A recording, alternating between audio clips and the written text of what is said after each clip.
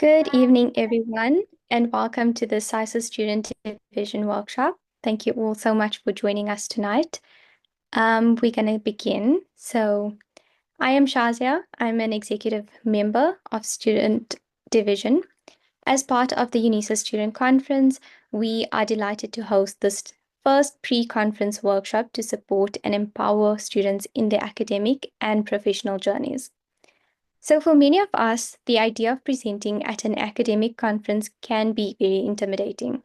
Whether it's structuring an abstract, designing effective slides, pacing yourself, or handling tricky questions, conference presentations require a lot of preparation and confidence. That is why tonight's workshop is dedicated to helping students navigate each stage of presenting their research, ensuring that you feel a bit more ready and equipped when the time comes. We are honored today to have Dr. Nick Milherber as our presenter. Dr. Nick Milherber is a researcher at the Institute for Social and Health Sciences at UNISA, as well as the South African Medical Research Council. His research interests include community psychology, violence, visual methods, and culture. So, without taking up a bit more time, let us welcome Dr. Nick Milherber to begin his insightful workshop. Thank you so much. Thanks, Shazia, and thanks everyone for showing up. I know it's late and it's at the end of the day, and I hope this thing will be useful for people. And so let me just start by saying what Shazia said so far. I'm Nick. I work at UNISA, and very grateful for this very kind invitation.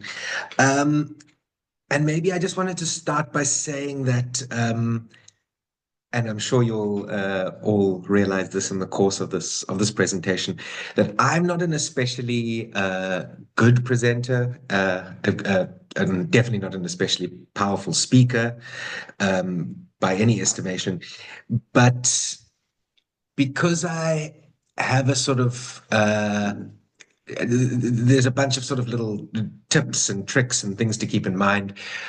Even though I'm not an especially good presenter, I don't get debilitatingly nervous before a presentation. And so what I hope to sort of get out of today, or assist people with today, is to learn a few things to hold on to sort of calm your own nerves, and that'll help you in presenting at an academic conference. What I'm going to show you all in a bit is it's not sort of hard and fast rules. There's not one way to do a presentation, and you might have different ideas or things in mind for how you would like to do the presentation. And at the end, I'm going to open up for comments and questions, and people are welcome to raise any concerns they have then. But also, I don't mind being interrupted if you want to. I think there's like a function on Zoom to raise your hand or something. So you're more than welcome to do that while I'm speaking. Otherwise, at the end, there'll also be time for questions. So you're welcome to hold on to them as well. And I'd encourage people to ask questions in this format. Hopefully everyone will be able to benefit from the question that you ask.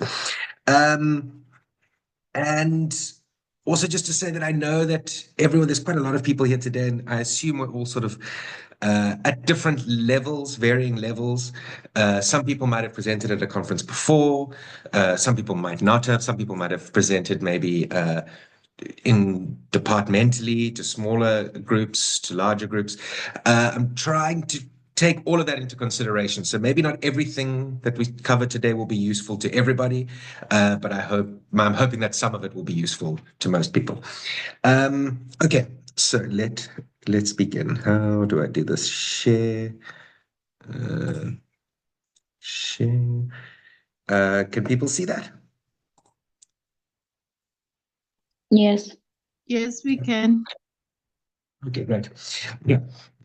So I'm going to go through different steps of the conference of presenting. The steps are sort of pre-conference to the actual presentation itself, to kind of post-conference.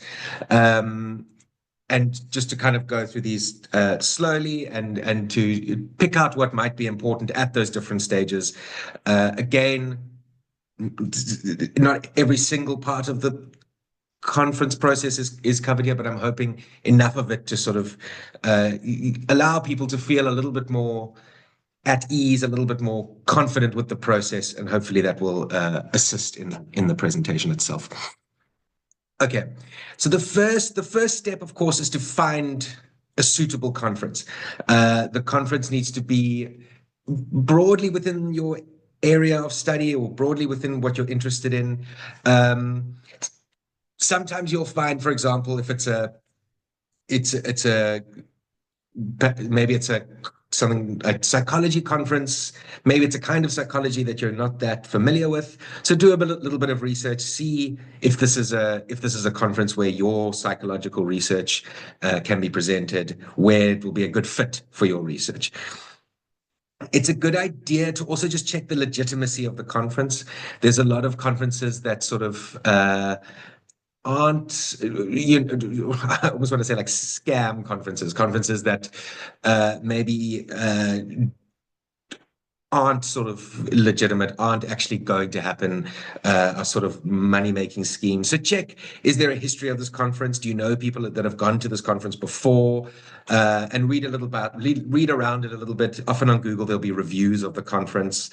If it's a bigger conference, there might be funding sources, which is very useful for students and emerging researchers. So check on the conference website if there's funding sources. If you don't see any, it's also a good idea sometimes to email the conference organizers and ask them, are there funding sources available, and explain your situation to them. I'm a student, I'd like to come. Is there partial funding available? Sometimes they'll even offer a discount on the conference fees or something like that. So it's a good idea to probe into the funding sources that are available to the conference. The other thing to check, and this might not apply to everyone, but it's a good idea to look at who is funding the conference. Maybe this doesn't matter to some people, but for example, for those of us observing BDS or Boycott, Divest, Sanction, a lot of conferences have Zionist funding, so it'll be a conference not to attend in that case. So the funders of a conference are usually on the website, and so have a look at that as well. So that's all sort of around locating the conference. Is it a good conference for you? Are there funding sources for the conference, and who is funding the conference itself? The other thing to do is to speak to your supervisors and peers about the conference. See who's going. Do people have experience with this particular conference? Conferences usually, if they're sort of established conferences, they go every year or every 2 years or every 3 years. So chances are you know someone in your network who has been to this conference before, and speak to them. What was their experience? Is it good? Is it worth attending? And the next thing to do is to read the submission guidelines very carefully on the conference website. What is required of you to attend this conference? How do you submit? And just sort of read those very carefully to see if you're able to fit the criteria that they need for you to submit, and whether it is something that you want to go to. Be very careful of the deadlines of the conference. Note when they want particular submissions, abstract submissions, and when the closing dates are, because the conferences are usually quite strict with that. They don't always allow. Sometimes they do, but it's a good idea to have a clear idea of when the deadlines are, and then to work to those deadlines, because they often don't open things up again. So that's the kind of first step of just locating the conference, locating yourself and your work within the conference. Okay, so the next thing you need to do is to prepare an abstract for the conference. What an abstract is, for those that don't know, it's a little paragraph that sort of markets or explains your presentation. There's a way to structure the abstract that we'll go through in a little bit. But for now, this is just in prepping your abstract for the conference, your little paragraph that it will explain your presentation. Check the word count. This is quite important. You don't want to go over. Well, you usually can't, especially if it's online. But you also don't want to go hugely under. So yeah, be quite clear on the word count. And if you don't know something, if you can't find the word count, email the conference organizers and alert them to the fact that the word count isn't clear. They need to sort of make it clear. Also, have an idea of what kind of presentation you will give. Conferences usually allow for different sorts of presentations: poster presentations, roundtable discussions, panel discussions. I'm going to go on the assumption that most people here will do a research-based oral presentation, which is the sort of standard, most common way of doing a conference presentation, which is sort of you presenting the work, your research, with a bunch of slides, usually in a 10 to 15-minute slot, and then an extra 5 or so minutes for questions. That's a kind of standard oral research-based presentation. What your abstract needs to be, it needs to be succinct, it needs to be to the point, it needs to be informative, it needs to not be sort of overly descriptive. It needs to kind of try and give some background, but get to the point as soon as possible. And conferences, even if it's a standard conference, the psychological PsySSA conference every year, for example, although it is PsySSA conference, each year it has a theme. Conferences don't always have a theme, but they usually do have some sort of theme. And that theme speaks to the sort of conference itself. So look what that conference theme is while you're preparing your abstract, and write your abstract. Even if it's just a little bit, like have that theme in mind, speak to that theme, address that theme a little bit with your abstract. It just shows the conference organizers that you are sort of, you've done your research, you've looked into the conference a little bit. Be sure what you want to present. You can sometimes see when people have submitted abstracts and they're a little bit unclear and they're feeling their way around the topic a little bit. The more direct and certain you are of what you're going to present, the stronger your abstract will be.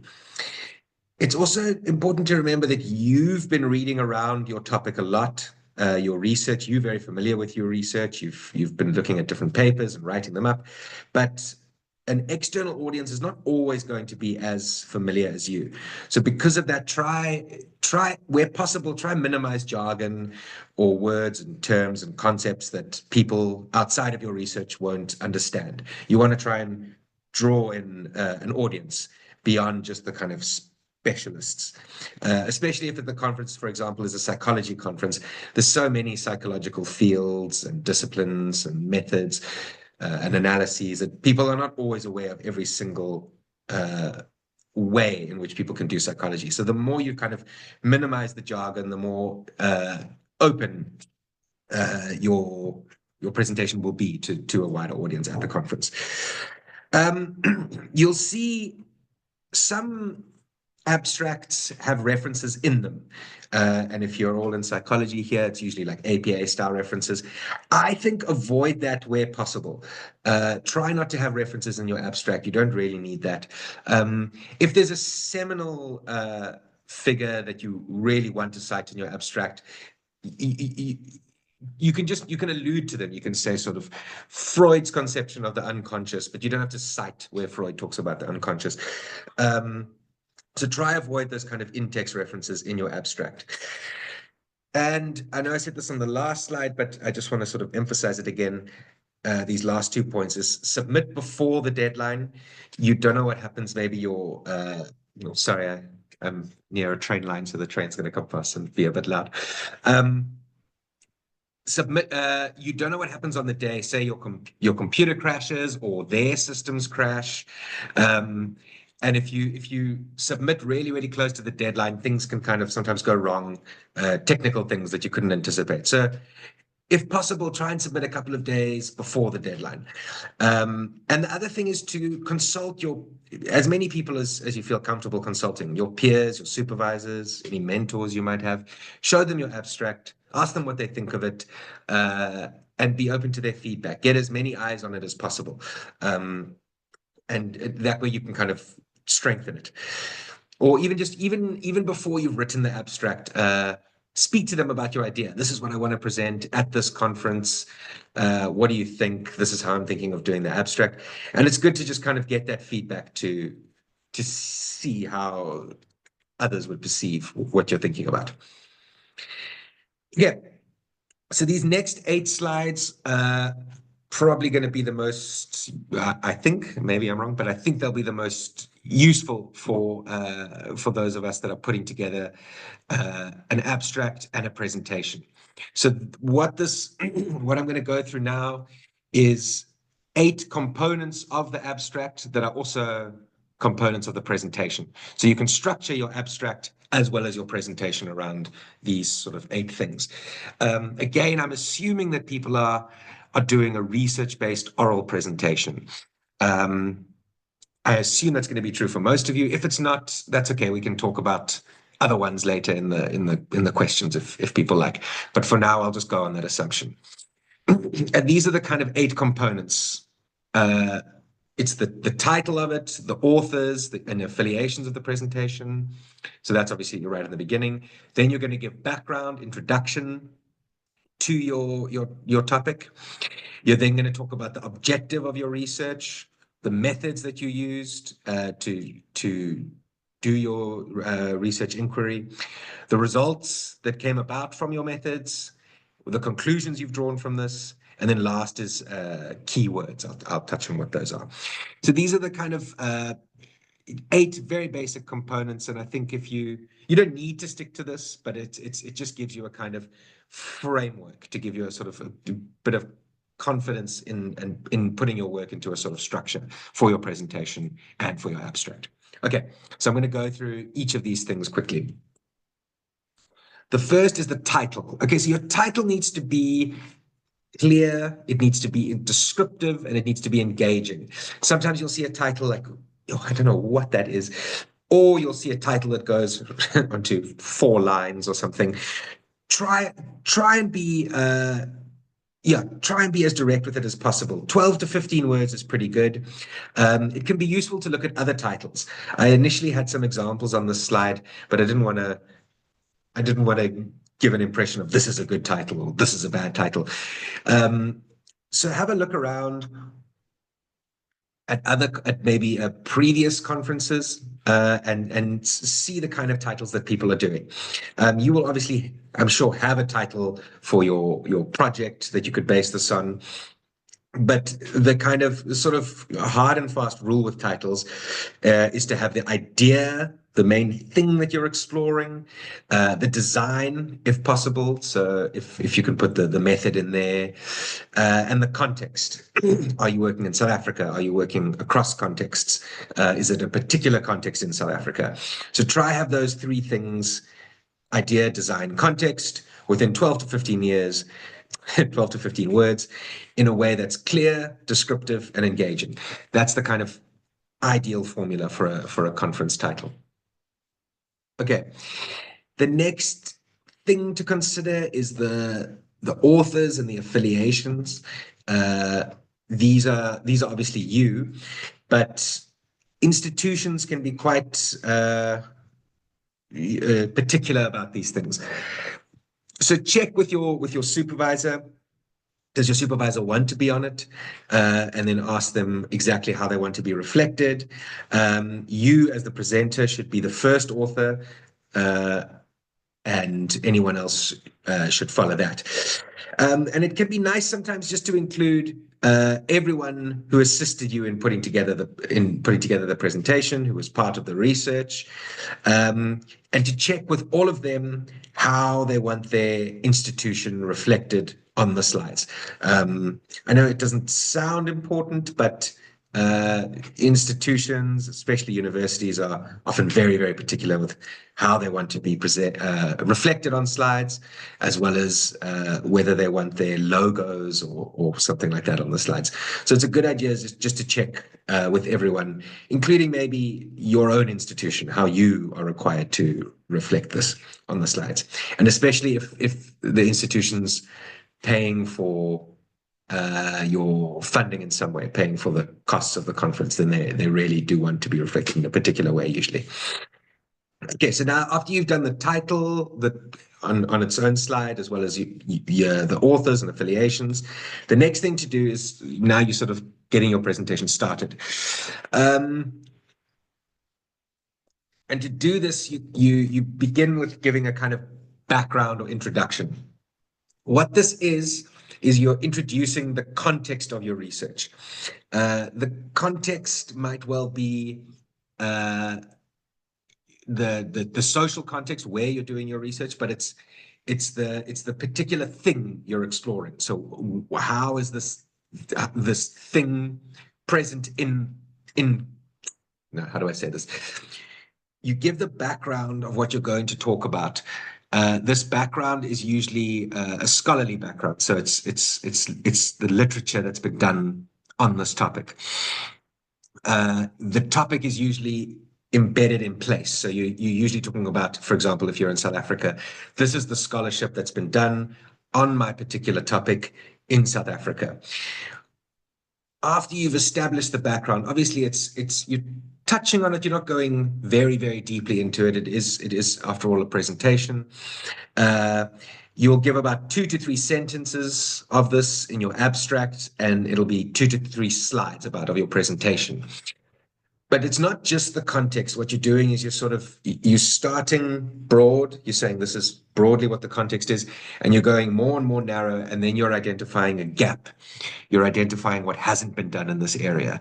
And that gap or what's missing in the research is where you come in.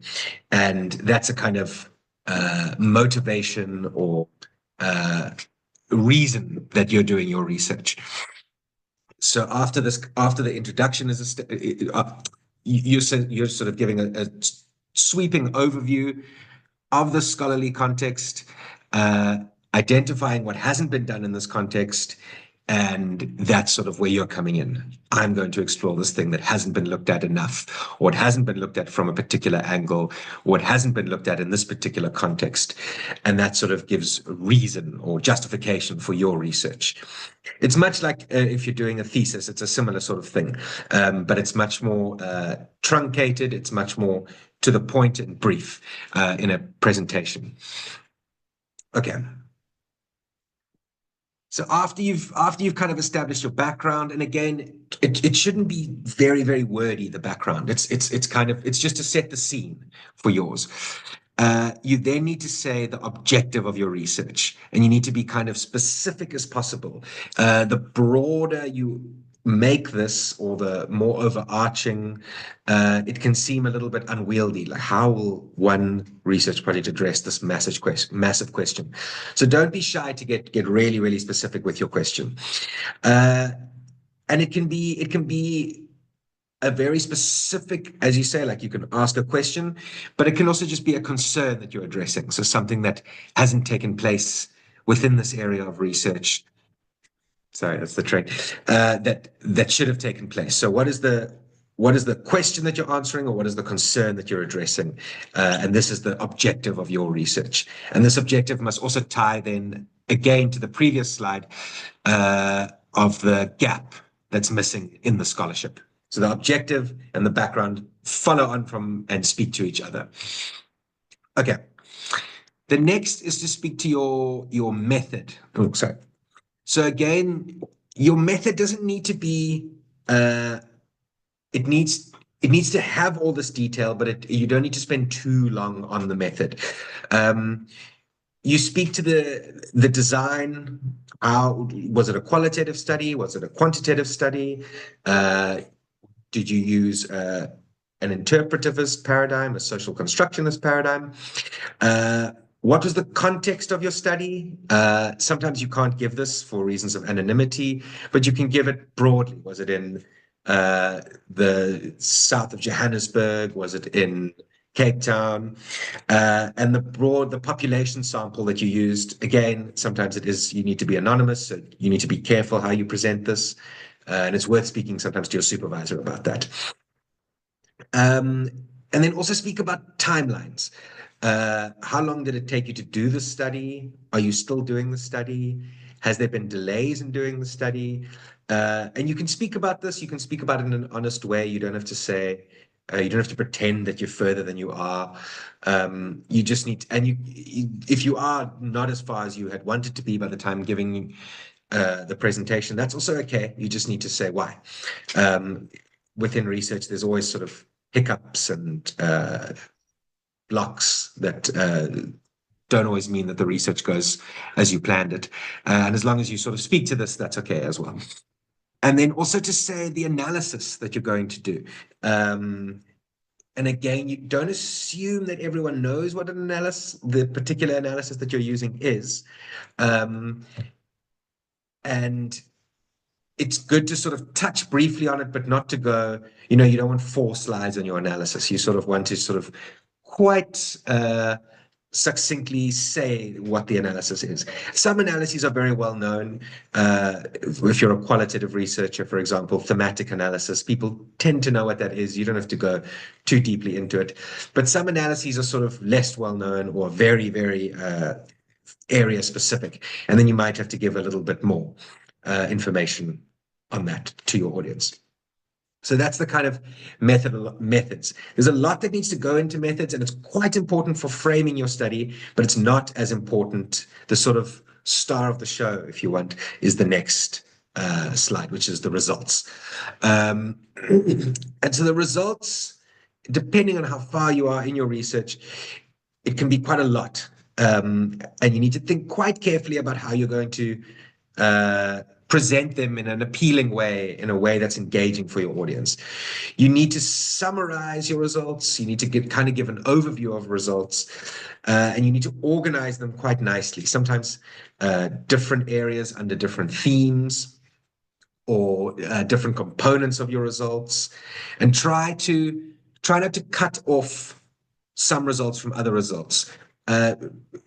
If you might be presenting one component of the results on one slide, and the next slide should sort of logically follow on from this or speak to the previous results in some regard. The more engaging the results, the better. Remember, this is the sort of crux or the exciting part of your presentation. It's what you want to kind of show off about your study. So whether this is color or pictures or images, you just try and engage the research as much as possible. Depending on the kind of research you do, you can present your statistics in an engaging way, in a way that's easy for audiences to kind of pass what you're presenting. And it should also be, for example, I'm not very familiar with quantitative research, but I have gone to quantitative presentations, where the statistics were presented in such a way that I sort of understood what was going on. Like, okay, that's a graph. I can see this is going up, this is going down. So it's possible your results should be able to speak to as broad an audience as possible. Images are also nice because they engage people. For us, qualitative researchers, you might think, okay, how am I going to present excerpts from my interview data? There's ways to do this. For example, you put the text on the screen and then you highlight key words in the text. And this sort of makes those words pop out for the audience, and the audience knows to kind of concentrate on that and knows that that's what you're going to be speaking about in your presentation. So not to overly load it with stats or overly load it with text, but to sort of simplify this and to bring out what you want the audience to engage with. It also might be the case that you don't have all your results in yet, and maybe you had planned to, and things didn't sort of go according to how you wanted. And by the time you get to the conference, you don't have all the results. That's also okay. You can say, look, we've started this. It's going this way, and we hypothesize that it's going to go in this direction. You don't need to panic if not everything's in yet. You just kind of explain again to your audience where you are in that regard. The next, and this is the kind of, so yeah, your results will also be like, say, if depending how long your presentation is, maybe 5 or 6 slides, 4 to 6 maybe, and just to keep it as engaging as possible, and you try and make that the centerpiece. Then following the results, you're going to have a conclusion, or conclusions maybe, and you need to go back to your research question or your objective that you outlined right in the beginning, and say, okay, now that we've looked at all these results, how do they speak to that research question or that core concern that we outlined up front? And you kind of make links between those questions and the results that you've just presented. You don't need, or you mustn't introduce anything new in the conclusion. That's sometimes a mistake people make, where something brand new comes up, like a new theory, and it can be a bit jarring for audiences. Like, where did this come from? How was that in the result? So try and just, it's a summary of what's happened in your research, and it's the kind of implications of this. So you need to say, what does your study mean for this field, or this discipline, or this method, or this analysis? What is the significance of your study? How does your study contribute to these things? And it does contribute to these things in some way. You can also speak about whether your results are generalizable. So what you have presented, is it useful for other researchers doing this work? Is it useful for some of these researchers, not all of these researchers? You need to kind of speak about the applicability of your study beyond your specific study. It's nice to be ambitious, and I think you should be ambitious, but try to also be realistic in some ways. Don't just speak sort of in exaggerations and say, like, this research has changed the face of psychology forever. You need to, like, sort of speak within, the realms of sort of realism possibility. You can push those a little bit, but try not to, speak in hyperboles. And you try to home in on what is relevant and exciting in your research. You can touch on all your results, but maybe something was particularly grabbing, particularly important. And I think you can draw this out in your conclusion and just like draw audience's attention back to it. Like, this thing happened, and it was a key part of the study. It's also, you can also speak about failures. It's not like you need to just speak about what was great about the study, what didn't work in the study. People can learn from failures. People can take on what didn't work. And often people, when you do that, people share their own sort of what didn't quite work in their studies or the challenges that they faced.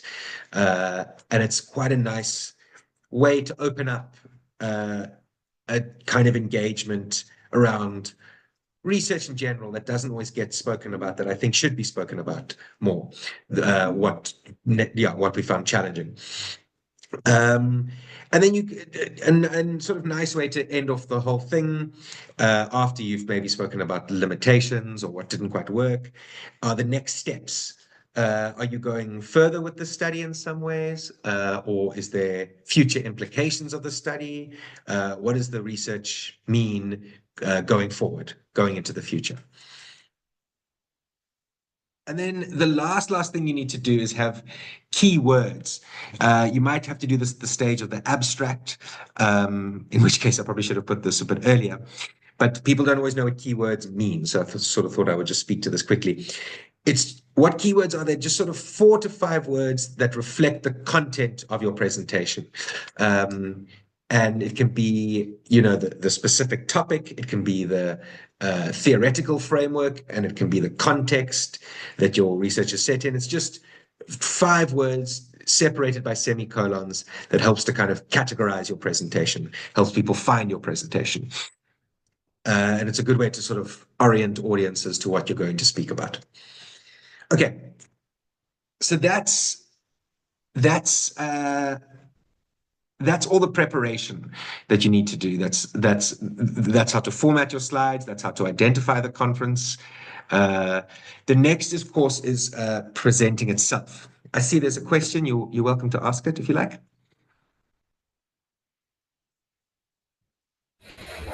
Hi, Chris and Nick.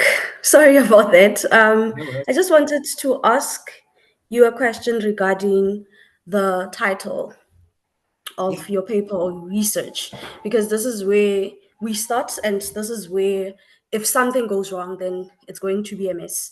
I just wanted to know something. Do you think that there is something such as a boring title? Does it really exist? Because it seems like we often put so much effort into making our titles sound impressive or sophisticated, but in us doing so, we might unintentionally overcomplicate things. Or does it depend on the type of audience that you will be presenting to? I just wanted to know how you feel about this or your thoughts on this. Thank you. Yeah, sure. I don't think there's a boring title. I'm quite a fan of boring titles. I always use boring titles that some would consider boring, I think. I think more important than an exciting, shimmering title is just a descriptive title. It needs to be clear what exactly you're going to speak to. So I would say start. You'll go through a few titles probably. You'll try on one and then edit it a little bit. But I would say start with as descriptive and clear what you're doing as possible. And then after that, maybe you can try and make it exciting or make it pop a little bit. But I think prioritize clarity over exciting while you're designing your titles. That could be my opinion. So presenting itself, this is where the most anxiety comes up. This is where people are most hesitant, I think. But it doesn't need to be that. I think if you keep a couple of things in mind, the first is that just pace yourself. The slower you go, the better. And I know when you're making mistakes or if you're feeling nervous, the natural thing to want to do is to speak as fast as possible to make sure that it's over. But that doesn't help. It actually just sort of exacerbates things and makes things not so good. So just if you find yourself getting flustered, if you find that you're making mistakes, if you find that you're not doing things in the way that you practiced, just slow down, just take a breath, have a glass of water and just go slow. And you'll find that you can gather your thoughts better. Your audience will be able to follow you. Just to pace yourself. That is the best way to do it. Nervousness. I think we all feel different degrees of nervousness. But this is to be expected. My supervisor retired a couple of years ago. And I saw, and he's given hundreds of presentations in his life. And towards the end of last year, he was giving one. And before he got up, I asked him how he's doing. And he said, yeah, I'm feeling really nervous. How are you feeling nervous? So I think people feel nervous. That never really goes away. But I think it can also, it's to be expected and it can be helpful. It sort of keeps us on our toes. It makes us try, it makes us reflect, makes us learn from how we do things. So don't think I'm feeling nervous. I'm the only one here that's feeling nervous. It's not the case. Generally, everyone at a conference who's presenting is feeling a little nervous. Before you present, check your slides. There will sometimes be a couple of typos and errors, but try and minimize these as much as possible. Just try and keep them looking as exactly how you'd want to look them as possible. You can't anticipate every error, but it's good to have as many of them under check as possible. So with that being said, to check for errors, also allow for mistakes. There will be some mistakes on your slides. There's probably some mistakes on these slides I'm presenting. And that's okay. You're also going to make some mistakes while you're presenting. Things aren't going to go 100% according to plan. There might be some technical problems. Maybe people didn't show up that you wanted to show up. That's okay. You just need to sort of allow for and accept that there will be some mistakes. Everyone makes them. That's just part of presenting, I think. This doesn't help everyone, but it does help me a little bit. While you're presenting, you find a spot to concentrate on. If you're looking around the room and you're constantly shifting, it can sometimes feeling a bit overwhelming. Sometimes it's nice to just concentrate on maybe a chair or a spot in the room to sort of focus your attention on, and that can kind of calm you down a little bit. Be very clear about the time that you're given to present in. As I say, it's usually 15 minutes, 10 to 15 minutes with 5 minutes for questions. And keep yourself to that time because conferences are generally quite strict. It can be useful to have a little, I don't know, a watch or a cell phone timer going next to you, just so you are aware that you're keeping to time. It's okay. You don't have to. How do I say this?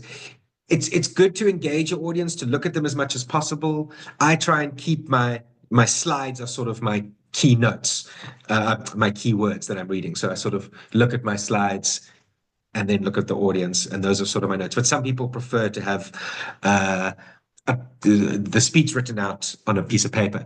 Whatever works for you, you need to do what you're most comfortable with, what will allow you to give the best presentation that you can. And I think you don't have to walk into the room and accept the layout exactly as it is. Try and be as comfortable as you possibly can be. If you want to sit, if you want to stand, see if you can do those things. Open a window if you can.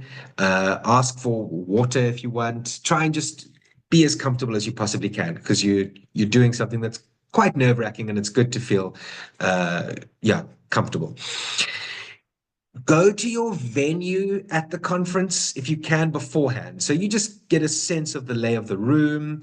You see what resources are available to you, what you're able to use, what you're not able to use. And check any particular formatting that's required. So if you want to play a little bit of music or you have a video that you want to show people, check what format the conference needs. Does it need to be in a particular, does the video file need to be in a particular form? Can they accommodate sound? Usually the slides need to be in PowerPoint format, but check if this is the case. Just do as much sort of checking beforehand as you can. And you also, if people are wanting to record you or record your presentation on video or on audio, and you're feeling uncomfortable with that, you can say no. Sometimes people don't feel comfortable to do that. They think, okay, they're recording, I have to let that happen. It's not the case. You have the right to say to them, please don't record this. I don't want you to record this. And you don't have to feel shy to do that. You must do that if you're not. If you are comfortable having it recorded, that's also fine. But don't feel like you can't step in and say that you don't want people to do that.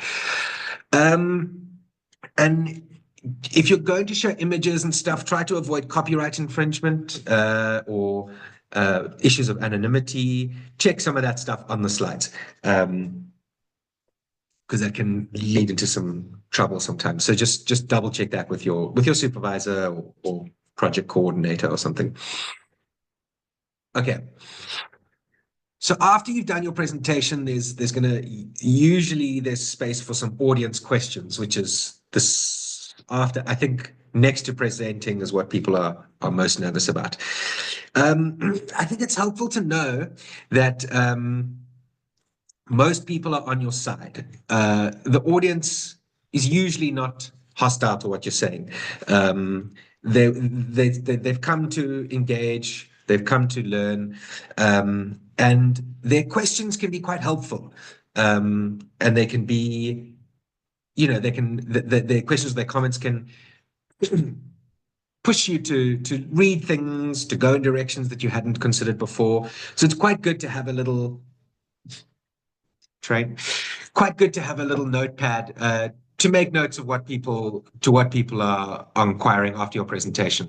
And sometimes people just sort of express that they were impressed by the presentation, and that can also be nice. When questions begin,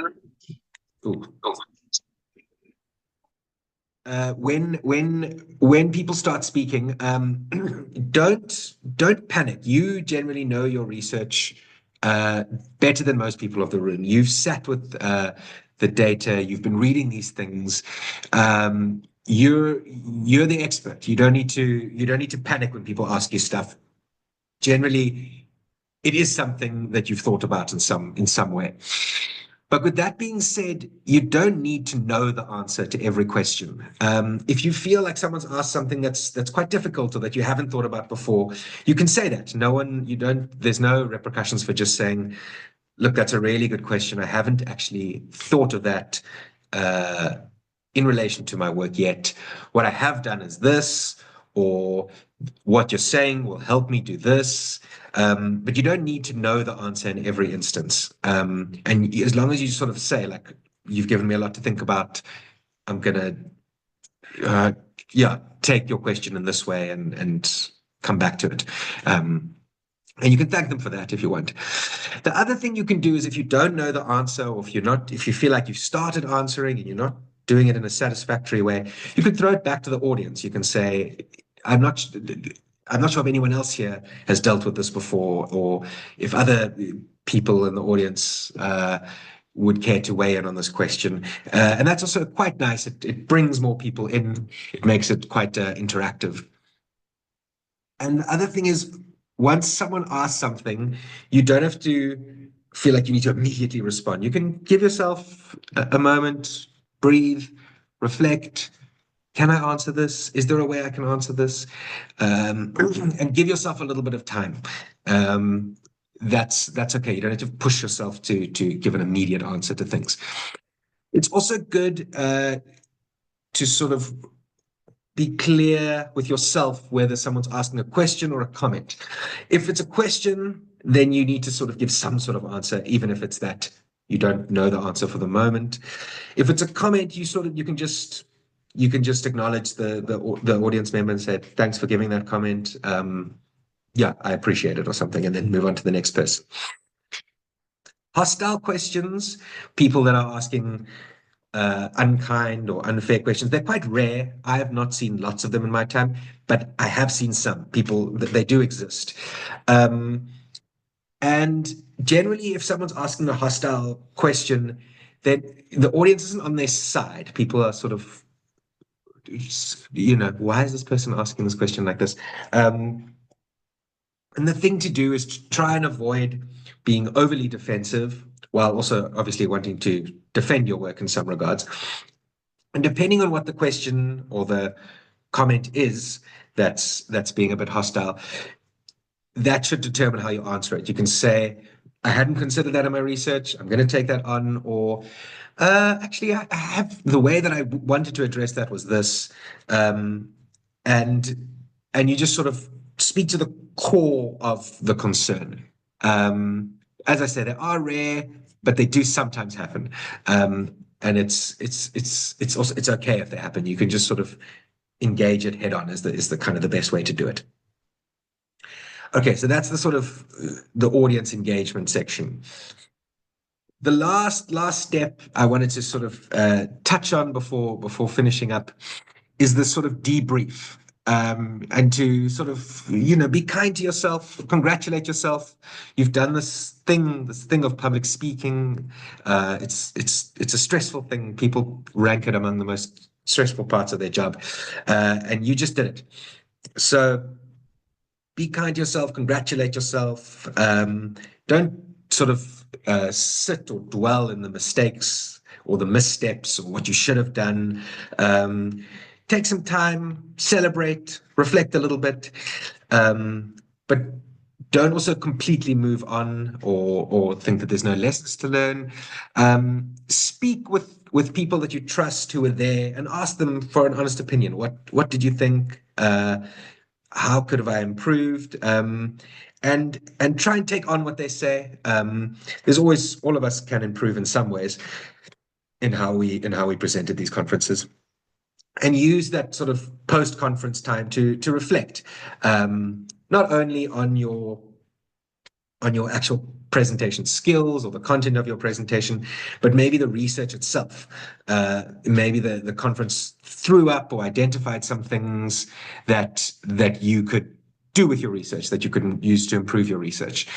And so try and take on these lessons, the implicit ones, maybe the stuff on presentation, but also the explicit ones, the ones on your research itself.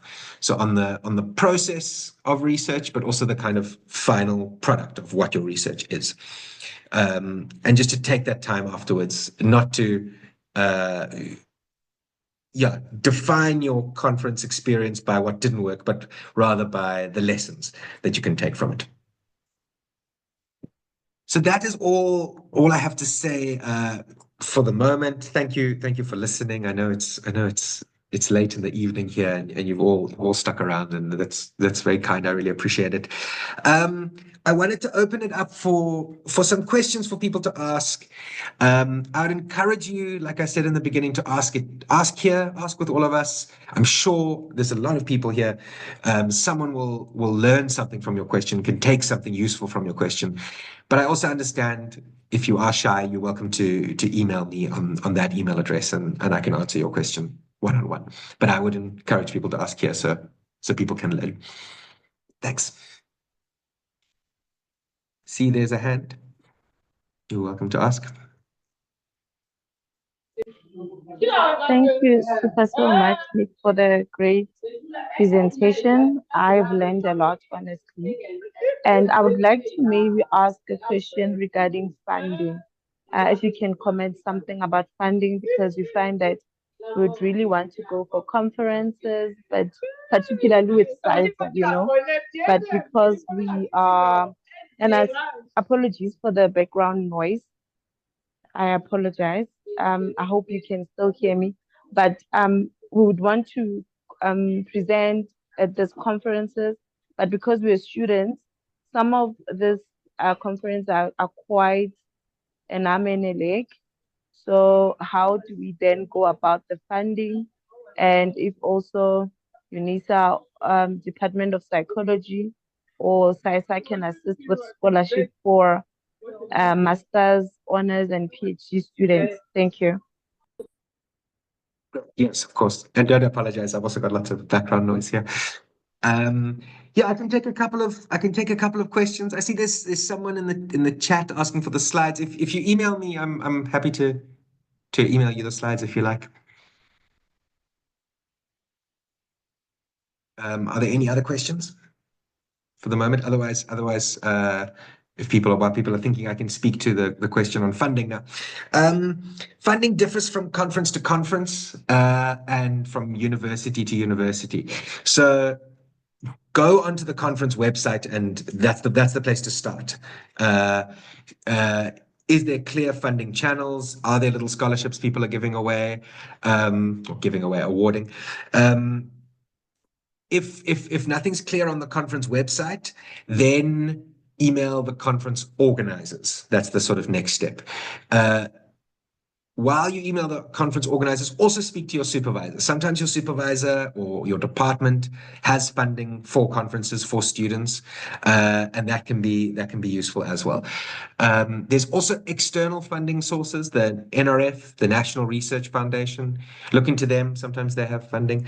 There's a few sort of places that you can look to try and find funding.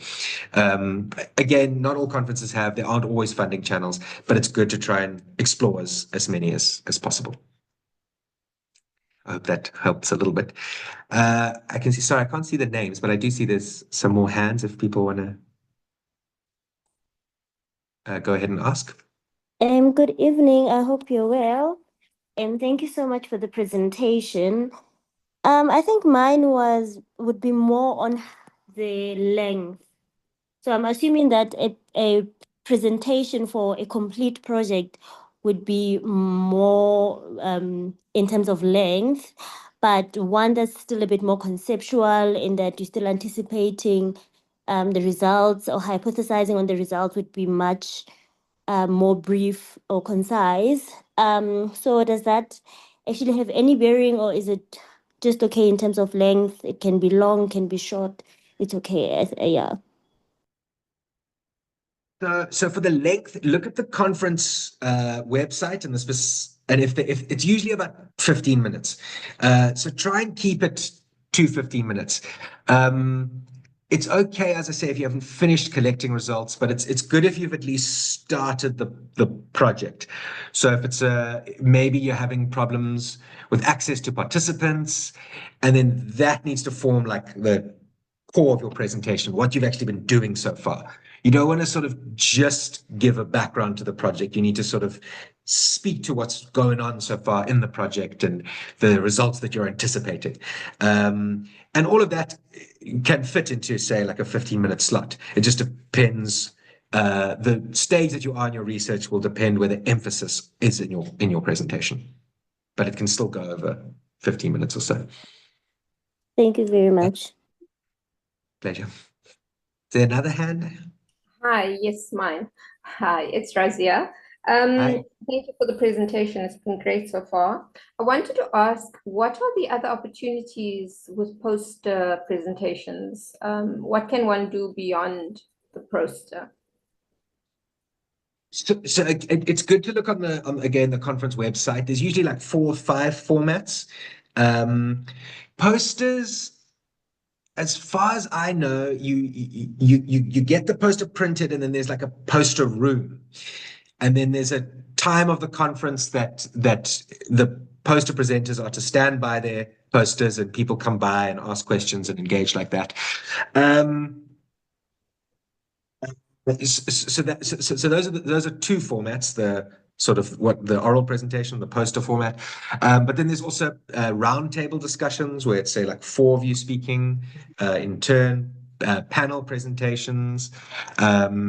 There's a few different ways. It's sometimes good to sorry? Hi. No, that's someone else speaking. I want to understand, so beyond the actual presentation of a poster, are there any follow-up opportunities with those posters that you've done? What's to happen with the poster after the conference presentation? That's something, as far as I know, there's not a direct path of where the poster needs to go, what needs to happen, but depending on the project, it can form part of the project. You can take it back to participants. You can show them this is what we've been doing. You can take it to your department. Your supervisor might have ideas with it. It really depends on what the poster itself is. There's no sort of one way to do it. But yeah, it's good to speak with your supervisor. So the author has to take the initiative. Yeah, I would say yeah. Thank you. Cool. I see there's another hand. Good evening, Nick. Thank you so much for this presentation. My name is Kudzai, and I just wanted to find out whether it is possible to just present a portion of your study, because my study is finished, and I just wanted to see, because if it's a 15 minutes and I'm just thinking, the length of it, can I just take maybe a portion of it and then just present that? I think in some ways presentations are always a portion of the study, because it's so difficult to present the enormous, like when you start putting your study into slides, you realize that you're condensing it so much. So I would say if it is a portion, that's actually better, because you're going to give a sort of concentrated, quite direct assessment of a particular aspect of your study. So I would say that's quite a good idea. Awesome. Thank you so much. Cool. See this? Yeah. Good evening, Dr. Nick, and thank you so much for your presentation. It really did help alleviate some of the anxieties I had. in regards to presenting. So I just have two questions. So the first question I have is related to creative liberty. So how much creative liberty does one have when they do present their research? So for example, you mentioned the use of PowerPoint, but can one, if one is more comfortable using Canva, for example, are they allowed to do that as well? And then the second question I have is regarding to the theme and alignment to one's research. So I know that in one of the conferences, they are addressing specifically intergenerational healing. So if I find that I really do want to make use of the opportunity to present, but my research is not necessarily aligned to a theme, would the most appropriate approach be that I wait for another conference where my research would, be more beneficial to that theme? Or is there a way that I can write my abstract in a way to fit the theme? Thanks. Those are great questions. The first, creative liberty, I don't think there's a limit to creative liberty, especially if you are a creative person, which I am not. But if you are, then being creative in your presentation also helps the presentation feel like it's yours. It helps you feel a degree of comfort.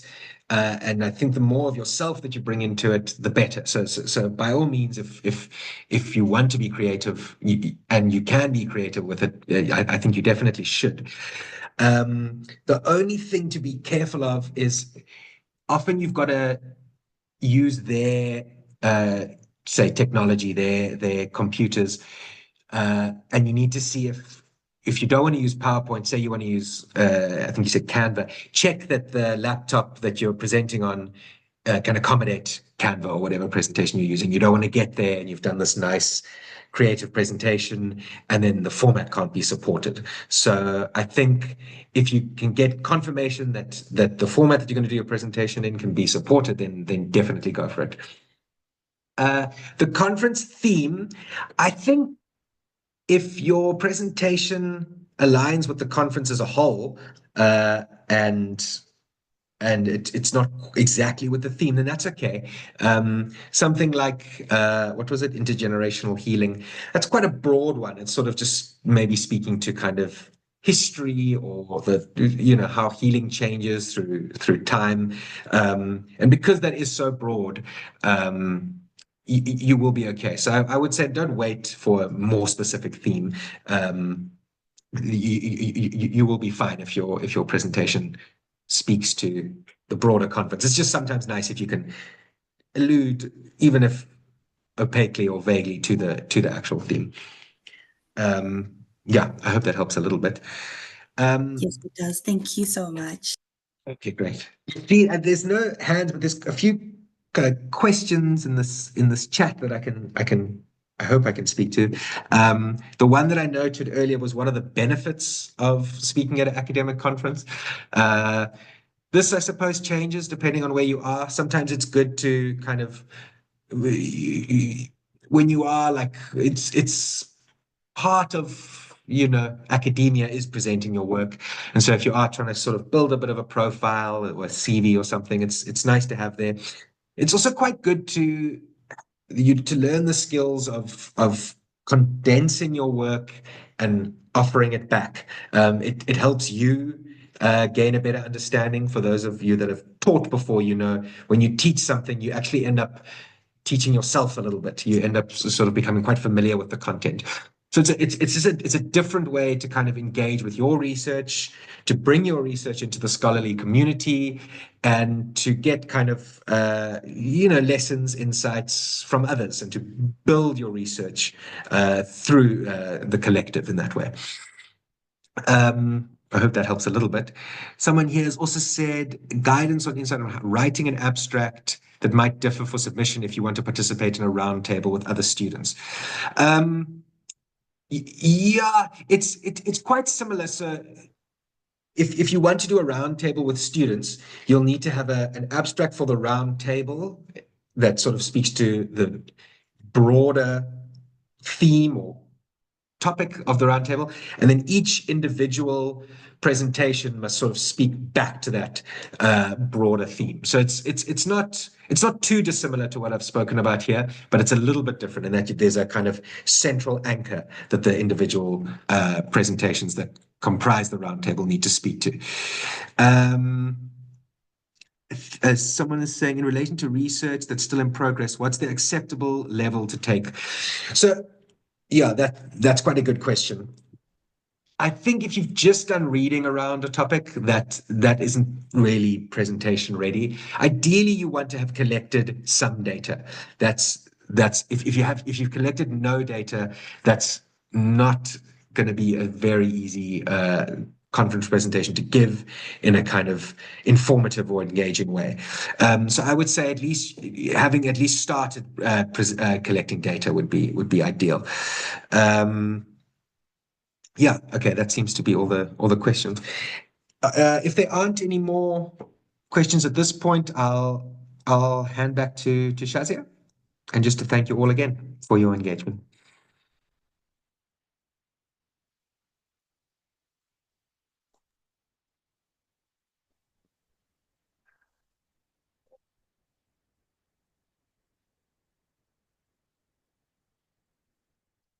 Thank you so much, Dr. Malhava, for that insightful workshop. I'm sure that a lot of us learned a lot from that, and I'm excited to see how we take it forward. So, this year, the 8th Southern African Psychology Students Conference will be held in partnership with PsySSA and UNISA. I'm just going to share my screen quickly. I hope you all can see it. PsySSA Student Division is excited to be a part of this conference this year. We have a few contributions that we'd like to share with you, some of which include networking opportunities, student support, and exciting engagements throughout the conference. So, we all know that conferences aren't just about academic presentations. They're also about building connections. That is why we are inviting you to PsyClink, our official networking social event, which will take place on the second day of the conference, the 9th of July, after the academic program has concluded. There will be light refreshments and snacks, and it's the perfect opportunity to meet with fellow students, researchers, and professionals in a much more relaxed setting.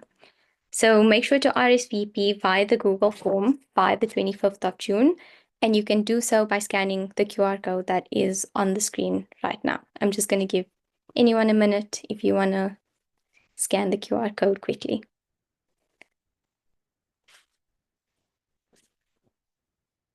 I see a raised hand.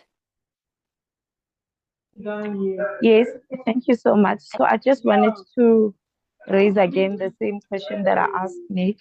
If maybe as the student division for PsySSA, you can help us out, because really the conference are quite costly.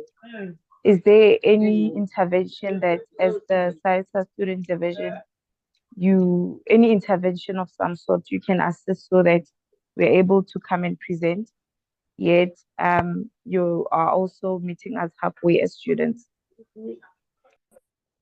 Okay, thank you for that.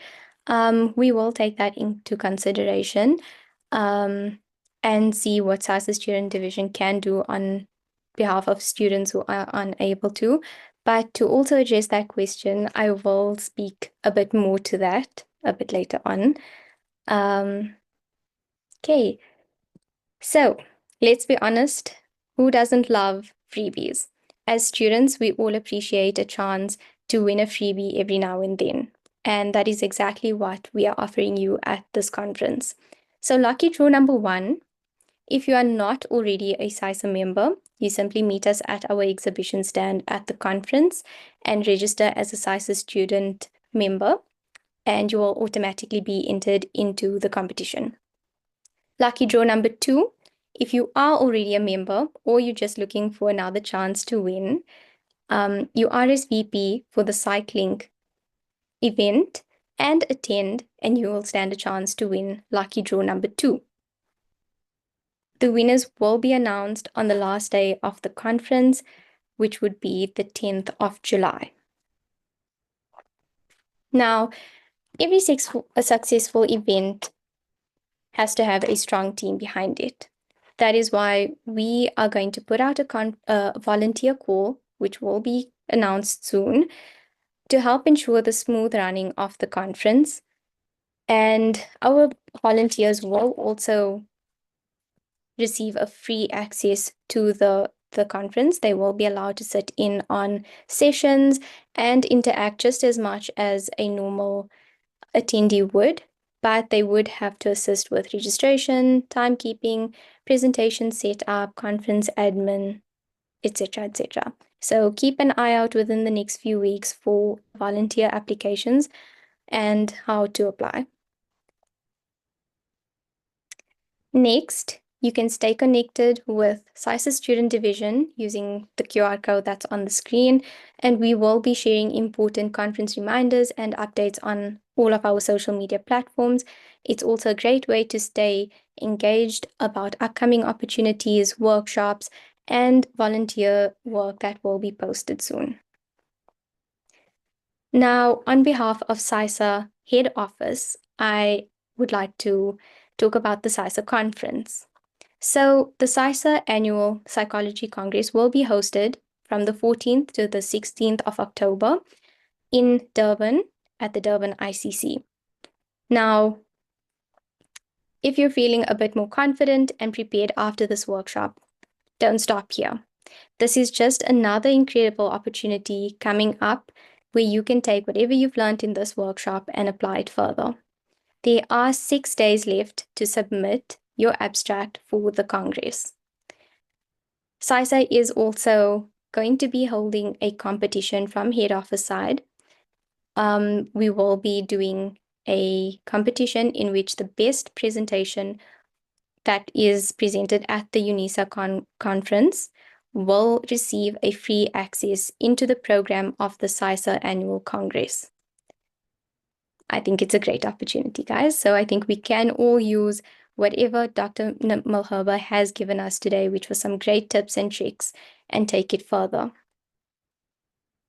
We will also be announcing volunteer calls for the Congress within the next few weeks as well. And that, again, is a great opportunity to be involved in this upcoming Congress and also be a part of it as a student and get to know all the insights, sit in on the presentations, and interact with professionals and experts in the field. I see there's a hand, Danielle. Hi, I just wanted to ask where we should be keep updated with the volunteering thing. Like, should we look on Instagram or the website, or yeah, what site should we look at? So you can look at the PsySSA website. It's www.psyssa.com. A lot of the information is distributed on the PsySSA website. If you go under the events, there is a tab for the UNISA conference. All of the information regarding the UNISA conference as well as the PsySSA Congress are on the website. Alternatively, you can also keep in contact via the PsySSA Student Division platforms. If you scan this link, it'll take you to all of our social media platforms and everything is uploaded on there as well. Okay, thank you so much. Not a problem. Yep, so guys, let's get excited. There is 2 great upcoming opportunities, the UNISA conference as well as the Psychological Society of South Africa's Congress coming up in October. Lastly, I am extremely proud to present the launch of the Psychology Career Campus. Now, this workshop series aims to provide students with comprehensive guidance on postgrad pathways and alternative career options within the field of psychology. We have 2 of our first workshops scheduled, the first being on post-honors and master's pathways, which will be taking place on Thursday, the 3rd of April. This workshop will address the overview of academic programs, accredited universities and internship providers, and insights into selection weeks and the minimum requirements. We have a full workshop waiting for you with experts from the field, representatives from different universities, all of which are ready to provide you with any information you may need on finding your path in psychology. The second workshop is Alternative Career Pathways, which will be hosted on Thursday, the 8th of May. This workshop will explore non-traditional career pathways for students who may be uncertain about further studies or who were unsuccessful in securing a master's or BPsych equivalent placement. It will also highlight alternative roles where psychology skills are valuable. So I really do encourage all students, these are great workshops that are lined up, to take part in this.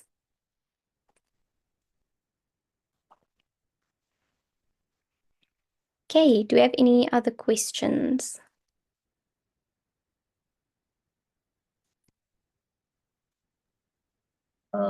Yes, I do. I couldn't find a way to read that. I uploaded that and then I don't see reacting that much. Am I allowed to for agency? I'm so sorry, I didn't catch your question quite clearly. I just uploaded for just jumping in and speak. I don't see where to raise the hand. So I'm asking if I'm allowed to coordinate with speak.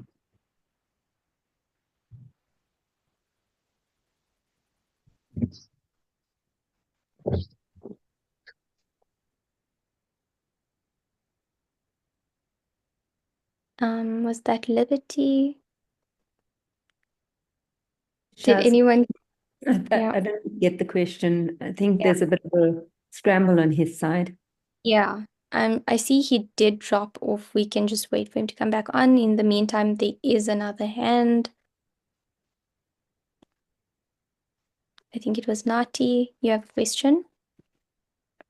Oh, no, sorry. I was about to explain what Liberty was saying. He was just asking if it was all right to just speak without having raised a hand. Oh, yeah, not a problem. Please feel free to ask any questions. I don't see him on, so when he does come on, we can continue with his question. We also have the Executive Director of PsySSA online, Dr. Fatima Sidat, if she has any words for us. Just want to say thank you to Shazia for driving this major initiative. She's taking the lead role. She does work for us at the head office as well as an active member of the Student Division. To say congrats to her and the Student Division, as well as to Nick, who is an executive member of PsySSA, who presented it for us this evening. We're really grateful that we were able to start this offered this to our students, especially with the UNISA conference just in a few months, and then PsySSA that will take place in October. Just looking at the chat, a lot of your questions were around volunteers and so forth, and the Career Compass series that's going to be up and coming in a few weeks. All these details will be on our website and our social media platforms. And I also do think if you are a student and you're not part of our student division, it would be really good because they'll keep you informed, and they've got some great initiatives that are not actually, being presented on here this evening.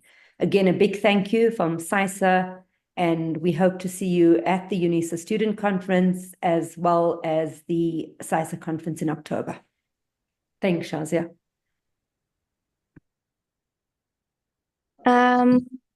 Thank you, Dr. Sidat.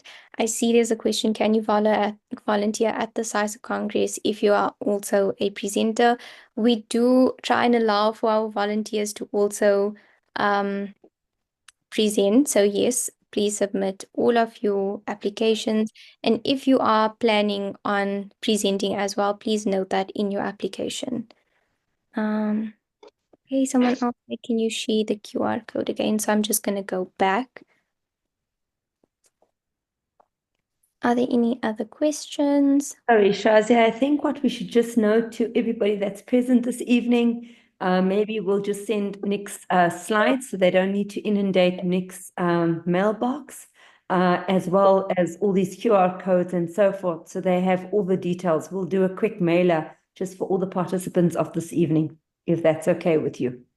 So the recording and the slides will be shared with all attendees for tonight's workshop, shared by tomorrow afternoon. I see another question. Will there be an opportunity for virtual presentations? Unfortunately, I don't think there will be an opportunity for virtual presentations with the UNISA conference at this point. If there is any other changes, we will let you know on that.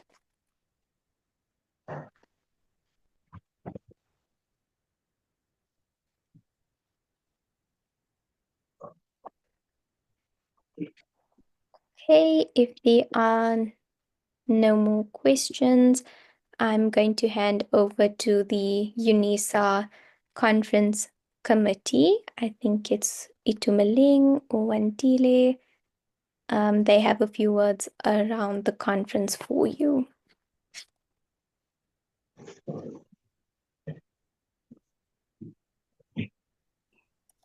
Thank you so much, Saja and Fatima, and all the students that are here. It's very incredible. It's very interesting and exciting to see students being interested in presenting to this conference with their peers. Saja, I don't know whether I'm able to share or not. I'm trying to share my slides, but I'm not able to. Just to do a quick one. Okay, I'm just going to give you access. You can try again. Can you see my screen? Yeah, we can see it now. Thank you. I'm really very happy, and thank you so much to Dr. Nikki for such a presentation. I'll just run through the presentation, just 6 slides. Please bear with me. So, as the PsySSA representatives have mentioned that they're in collaboration with us, UNISA, when it comes to the presentation of the 8th South African University Psychology Conference, and the theme is healing inter and transgenerational trauma, a place for psychology. I remember African psychology, Africa's future. I remember one of the speakers was just talking about this, and I was like, if you look at the theme, it's really very broad. And also, we do encourage everyone who's in the psychology field to submit to this conference, and it will be very great that students do present into this conference. And also, if you look at the key dates and information, abstracts are already open on the 15th of February, and then the closing date is the 15th of April. And the conference registration will open on in a Monday on the 17th of March, and also registration fee is 350 per person. And here is the abstract link, and also please remember that everything is in the UNISA website and also in the PsySSA website. All the details that we're presenting here is just a reminder to say that you guys can just go through this information and be able to submit your abstracts. And also, just to mention that if ever you have any problems, technical issues, please just send your an email to this email address. Our colleagues are very quick, and they will respond and assist you. I know we had some glitches when it comes to abstract submission, but as soon as you send an email to this email address, you'll be able to be assisted. And this is the synopsis of the conference. I will not go through it, but one thing that I would like to highlight is the last sentence, which says submission can be from a current proposal, proposed and completed studies. So we really encourage that you come and present, because this is a platform for learning, and you'll be getting feedback for your proposal, and you'll be able to strengthen your proposal. So we do encourage students to come and present proposal and proposed studies and completed studies if they do have. And we also encourage those ones that will be maybe presenting systematic reviews and scoping reviews. Speaking of scoping reviews, we do have pre-Congress workshops. We have incredible presenters, Professor Mapaling from the Northwest University, who will be assisting students on how to conduct a scoping review and understanding the importance of why you have to conduct a scoping review. And also we have Dr. Litswalo from the University of South Africa, who will be looking at the role of psychologists in healing transgenerational trauma. Lastly, our speaker will be Dr. Julia, who will be looking at construction in research. So this will be a very incredible learning space, and you'll be learning from these colleagues, and they can't wait, and they're excited to share their ideas and also the journey of psychology in this conference. Thank you so much. If there are any questions, we are here and we can assist. Here's the email for any inquiries for everyone. Thank you so much.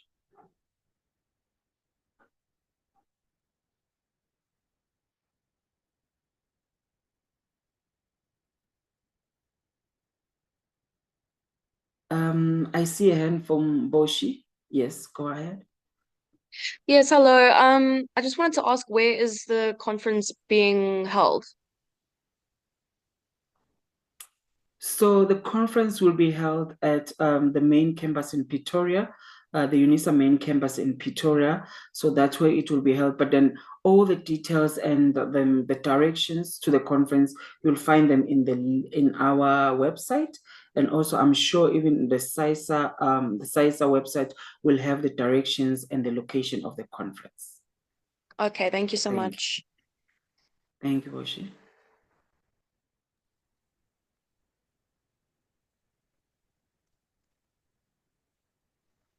You can go ahead, Saja. I think that I don't have any questions.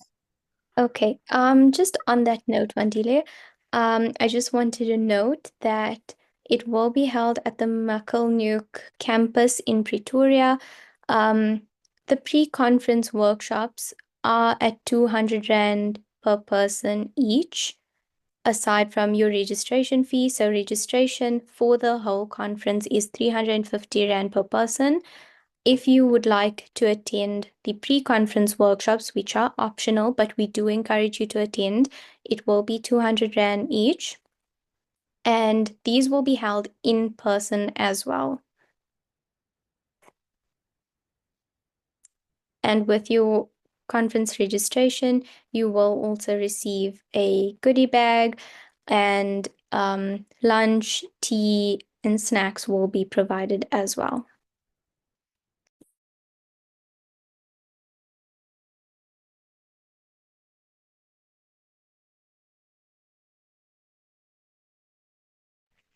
Do we have any other questions? Yes, I do. Can I please ask if we will be receiving CPD points at UNISA conference as well? The conference is not CPD accredited.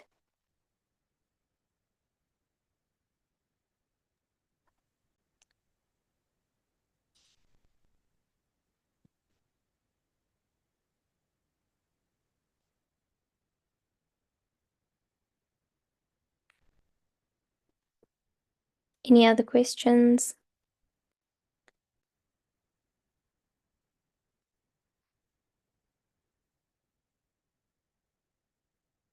Okay, if we don't have any other questions, please feel free to email the email address that Wandile had on her slides, or get in contact with PsySSA Student Division or PsySSA Head Office.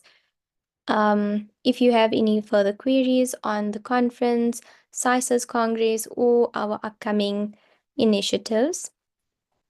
And on behalf of PsySSA Student Division, PsySSA, and UNISA, I would just like to say thank you so much for joining our session today. I really hope that it was insightful and gave you a few more tips and tricks and the confidence needed to present at the upcoming conferences. A big thank you to Dr. Nick Malherba also for his time and effort and being here with us today. If that's all, I'd like to say thank you so much and have a good evening. Thanks, everyone. Bye-bye. Thank you, Neva.